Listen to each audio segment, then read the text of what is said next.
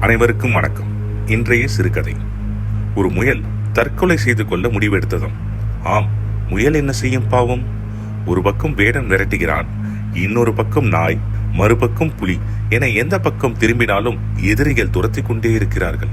சரி, இனி நாம் வாழ தகுதியற்ற விலங்கு என்று முடிவெடுத்தது முயல். பின்னர் எப்படியெல்லாம் தற்கொலை செய்யலாம் என்று சிந்தித்து பார்த்தது.